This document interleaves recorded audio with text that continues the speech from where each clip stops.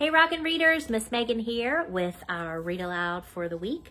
Today we are going to read Flat Stanley's Worldwide Adventures, the Mount Rushmore Calamity, and this was voted on by our Bookies Book Club members as our next read together. So we are going to read chapters 1 through 5, and then Thursday we'll be back with chapters 6 through the end. So here we go. This is by Jeff Brown. Created by Jeff Brown and written by Sara Pennypacker with pictures by Mackie Pimenton. Here we go. Chapter 1. Ready, set. Sleeping bags? George Lambchop called out to his wife, Harriet. Check, answered Mrs. Lambchop. Wholesome snacks for the boys? Check, replied Mr. Lambchop. The Lambchop family was preparing for their vacation to Mount Rushmore in the Black Hills of South Dakota. Have any of you guys ever been there? I've never been there. They were very excited about the adventure. Mr. Lambchop was excited because he was going to collect another state park sticker for the rear window of the car. Mrs. Lambchop was excited because she was going to learn more about the history of South Dakota. Their younger son, Arthur, was excited because he was hoping to meet some real live cowboys. And Stanley, the Lambchop's older son, was excited because he was going somewhere nobody would recognize him. Not long ago, Stanley had awakened to find that his enormous bulletin board had fallen upon him during the night. Since then, the family had gotten used to having a flattened boy in the house. But when he ventured outside, he often caused a commotion. Look, Marge, there he is, the famous flattened kid. Wonder what new adventure he's up to now. Or say there, Flatty, mind if we take a picture? The truth is, both Lambchop brothers were getting a bit tired of all the attention Stanley was getting. It'd be nice, they agreed, to get away someplace where people didn't make such a fuss. Well, I think we're ready, said Mr. Lambchop, surveying the mountain of suitcases and camping equipment in the hall. Not quite, dear, replied Mrs. Lambchop. Remember, we still have to consult Dr. Dan about Stanley's travel needs. Better safe than sorry. Well, the boy is still flat, Dr. Dan pronounced when he was finished with his examination. He is pretty flat. Yes, we know that, said Stanley's father. We were wondering whether such a trip would be suitable for Stanley in his present condition. Mount Rushmore's elevation is 5,725 feet for one thing, and we'll be traveling by automobile along the scenic highways at a fairly high velocity. Here, Mrs. Lambchop interrupted her husband with a chuckle. Not too high a velocity, of course, she said. Mr. Lambchop smiled at his wife's joke. Both she and Mr. Lambchop were always careful to obey local speed limits. Still, he said, we did feel it would be wise to check with you. It's a good thing you did. More people should be concerned about the effects of travel on the body, the human body being a very complex organism. Even we doctors, with our extensive knowledge, don't completely understand it. Oh dear, Mrs. Lambchop said anxiously. Will it be all right for Stanley to come with us? Of course, said Dr. Dan. I can't think of any reason why not. Chapter 2, Go. The next day, after a hearty breakfast, the Lambchop family began to pack the car for their big trip. In went the tent, 4 sleeping bags, and the rest of the camping gear. In went the suitcases, the cameras, and the coolers. Arthur came out with his arms full, his authentic cowboy saddle, his authentic cowboy harmonica, and his authentic cowboy lasso. And there he is ready to go. Oh dear, Mrs. Lambchop murmured, surveying the overstuffed car. There doesn't seem to be much room for the boys. Playing cowboys is for little kids, Stanley said. Now that I've been in the newspaper, I'm too grown up for that sort of thing. I think Arthur should leave all that stuff behind. Arthur glared at his brother. Stanley can ride on the roof, he suggested. Mr. Lambchop considered this. Well, if we lash him down securely, I think not, decided Mrs. Lambchop. We will be pointing out many sights along the way, and I don't want Stanley to miss them. And so, both boys squeezed into the back seat with much grumbling, and the family set out. Along the way, the Lambchops did indeed come upon many wondrous sights, inspiring cityscapes, fields of beautiful crops, and numerous glories of nature. We should all be grateful to have good eyesight as we travel through this great land of ours, Mr. Lambchop noted. The rest of the Lambchops agreed. They were very fortunate indeed. Every time they crossed a new state, the family recited its motto and sang its song. They played license plate bingo and I Spy, and the hours passed fairly quickly. Nonetheless, everyone was delighted to arrive at the gates of Mount Rushmore State Park. The boys craned their heads out the windows to gaze up at the 60-foot-tall faces carved in the mountain, while Mr. Lambchop paid the admission fees. And as soon as the car was parked, they sprang out. I'm all crumpled, Stanley groused, trying to smooth himself out. Well, I'm practically flattened, complained Arthur. Boys, hurry along, said Mrs. Lambchop. We're just in time to catch the last tour group. The Lambchops fell in with a group of cheerful-looking tourists. In 1937, the tour guide was telling them, a bill was introduced to add Susan B. Anthony as a fifth face. This bill failed, so today we still have the original four, Washington, Jefferson, Roosevelt, and Lincoln, who is directly below us now. Mr. and Mrs. Lambchop were fascinated by the interesting facts that the tour guide related, but the boys wandered away from their group. They were still feeling a little rambunctious after spending so many hours cramped in the car. They were also still feeling, it must be said, a little irritated with each other. "Ha ha!" Arthur taunted his brother from the edge of the mountain. "I can stand right out here, but you can't. You'd blow away now that you're flat." Suddenly the ground shook. "Arthur!" Stanley cried. "You better come back!" With a terrible sound, a large crack split open along Abraham Lincoln's hairline.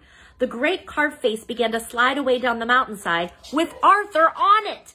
Without thinking of his own safety, Stanley lunged out and grabbed hold of the retreating rock face. He held on tight. "Climb over me," he called to his brother. "Use me as a bridge." Arthur did. In a moment, he was back on firm ground where Mr. and Mrs. Lambchop ran to embrace him. Just then, a park ranger appeared. "You, flat boy, can you hold on a little longer?" he called out to Stanley. "The repair crew is on the way." Mr. and Mrs. Lambchop were indignant. "My son has a name," Mrs. Lambchop said. "It's Stanley." "Sorry, ma'am," the ranger said. "I should have known better because the same thing happens to me, too. My name is Bob, as it says right here on my name badge, but to park visitors, I'm always just, 'Hey, Ranger.' It makes me feel very badly indeed, as you can imagine." Mrs. Lambchop forgave Bob, and Stanley held on till the emergency crew arrived to repair the crack. Only then did he let go. When he righted himself, he was surprised by a sea of flashing light bulbs. A reporter thrust a microphone in his face. This boy saved Mount Rushmore," they said.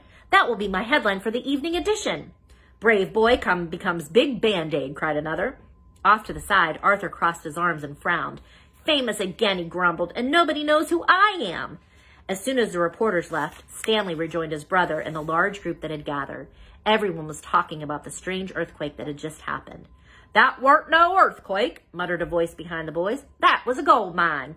Stanley and Arthur turned to see a girl about Stanley's age scowling. She was wearing a worn leather vest and chaps and dusty boots with big silver spurs. The boys introduced themselves. "Good to meet you, partners," the girl answered. "I'm the tour guide's daughter. The name's Calamity Jasper." Chapter 3, Calamity Jasper.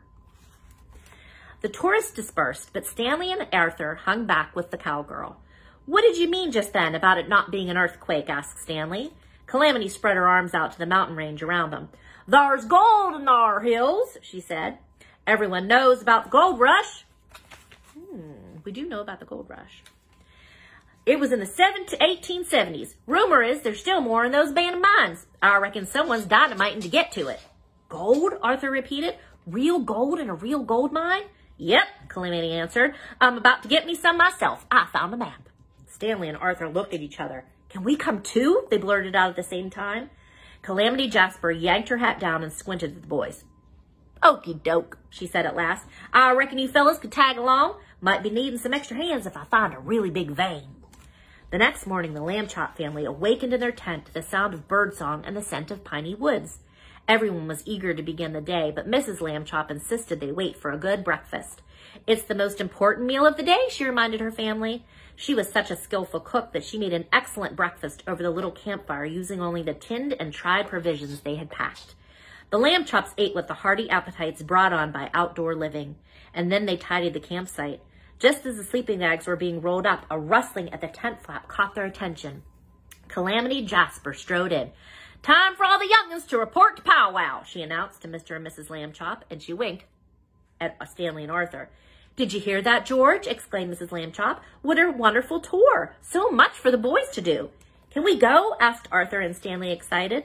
"It's may we go, dears," Mrs. Lambchop corrected her sons. "We are not on a vacation from proper speech." Then she sent a questioning look to her husband. "Sounds like a fine plan to me," said Mr. Lambchop. So the two boys eagerly followed Calamity Jasper to her house.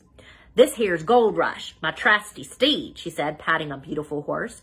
Arthur, you can ride up on the saddle behind me, and you, she eyed Stanley. I'll roll you like a blanket and tie you on behind, right here under the cantle. That all right with you, buckaroo? Oh, sure, Stanley said. I'm very limber. He showed her how he could bend and fold himself about, although normally he was much more modest about his ability. Me too, Arthur chimed in. I'm very limber too. And he did a couple of somersaults in front of the cowgirl. Also, I'm very good at holding on, Stanley said. Remember yesterday how I held on to Lincoln's face? Arthur stepped in front of his brother, holding out his lasso and his harmonica. Also, he said, I have a lot of authentic cowboy gear. Time's a-wasting, Calamity said, shaking her head at the boys. She rolled Stanley up, being careful to leave his head sticking out, and lashed him to the saddle. Then she stuck one boot into a stirrup and swung herself onto her horse. Last, she pulled Arthur up behind her. Giddy up, she called to Gold Rush, and they were off. Trotting along the trail was very pleasant. The Lamb Chop boys, being from a big city, were delighted to be out in so much nature. To pass the time, Calamity taught them cowboy songs about painful longings for home, about faithful horses, and about wide open spaces, things like that. The children were surprised to find that their voices were in perfect harmony, soaring and twining in the clear mountain air with astonishing beauty. Probably, in fact, no three people had ever sung cowboy songs that beautifully before. If a talent scout had happened to hear them that day, he would have signed them up to a record contract on the spot. But that's not what happened. What happened was they ran out of songs. After that, Calamity pointed out the plants and animals along the trail. They saw pine and spruce trees and many wildflowers. They saw prairie dogs, red squirrels, deer, and even a herd of bison in the distance. Mountain lions are native here too, Calamity said. And look, said Stanley, mountain goats. They're not native, though, Calamity Jasper told the boys. In 1924, Canada gave Custer State Park 6 goats. They escaped their pen and began to live in the wild. There are about 200 of them now. Calamity was an excellent guide, and the boys were interested in all the things she told them as they rode along. But after a while, what they were really interested in was getting to the gold mine. At last, they did. Chapter 4, Into the Mine. Stanley and Arthur waited impatiently while Calamity Jasper led Gold Rush to a shady spot by a stream so he could drink and munch grass. Then they followed her to the mine entrance. Calamity handed each boy a flashlight, and then she switched on her headlamp and led them in. The mine was dark and dank. When their eyes adjusted, the boys could make out several men, blackened with dirt, chipping away at the walls and whispering to one another. Don't pay 'em any mind, Calamity whispered. Them prospectors are a jealous bunch. Every man to himself, that kind of thing. They'll hog-tie you and throw you off the mountain if they think you're trespassing into their claims. Reckon we better mosey on a little further.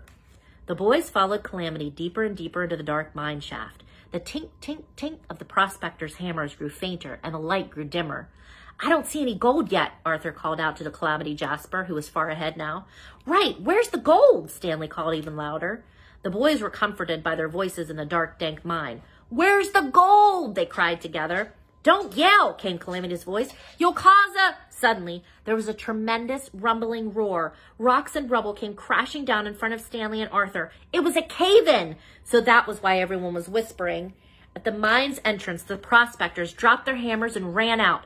Every man for himself, they cried. Head for the hills! Stanley was tempted to call after them that they already were in the hills, but he was much too worried to be bothered. Where's Calamity Jasper? He asked Arthur. The boys played their flashlights over the walls of rock and dirt in front of them. Do you think... Arthur whispered. Shh! Stanley whispered back. In the quiet, the boys could make out a muffled voice. Get down, fool! Don't worry, Stanley called in quietly to the trapped cowgirl. We'll get you out. Step aside, Arthur told his brother. It's your fault she's in there. Then he called into Calamity quietly also. I'll get you out. I'm very, very strong for my age. Arthur was strong, that was true, but it was also true that he felt a lot stronger when he was wearing his Mighty Man t-shirt, and today he was wearing his authentic cowboy clothes instead. He pushed back a big rock. He pushed and pushed, but the rock didn't budge. Step aside, Stanley said. It's your fault she's in there. I'll get her out with my flatness. Stanley surveyed the rubble in front of him. There was a gap between two big rocks about an inch wide. It might work. He squeezed and folded himself until, yes! Stanley Lamb Chop worked himself through until he came out to a small, clear space. And there was Calamity sitting on a rock. I'm here, he said proudly. You can stop worrying now. Calamity looked up at him. And why is that? Because I'm used to being a hero. It's what I do now that I'm flat. I rescued my mother's favorite ring, and I helped capture sneak thieves at the famous museum, so I'll get you out, he assured her. Calamity Jasper stood up and turned her head so her headlamp illuminated the small space. Really? She asked. And how? Stanley turned around. He saw the problem. He could get through the gap in the rocks, but she couldn't. I'm sorry, he said, embarrassed. I'll come up with something. Just go get help, Calamity muttered. Then she sat back down on the rock and turned her back to him. Stanley worked himself back through to the other side. My flatness didn't help, he admitted to Arthur. Well, my strength didn't help either, Arthur said. Too bad we couldn't combine the two. Hey, he jumped up. We've been studying machines at schools. Do you know how a lever works? Stanley understood Arthur's clever idea at once. The boys rolled a small rock behind the larger one, and Stanley lay himself over it. He worked his feet under the large rock and made himself stiff as a board. Use your strength to press down on my shoulders, he directed his brother. Arthur did, and with a deep creak, the boulder rolled aside. Calamity Jasper crawled through the gap. She narrowed her eyes and scowled at the two boys as she stormed past them to the mine entrance. The boys followed, and after the three children rubbed their eyes in the bright afternoon sunshine, they stared in disbelief. Gold Rush was gone. And that is the first part of our read aloud, and we will be back on Thursday with the conclusion to Flat Stanley, the Mount Rushmore Calamity. See you later.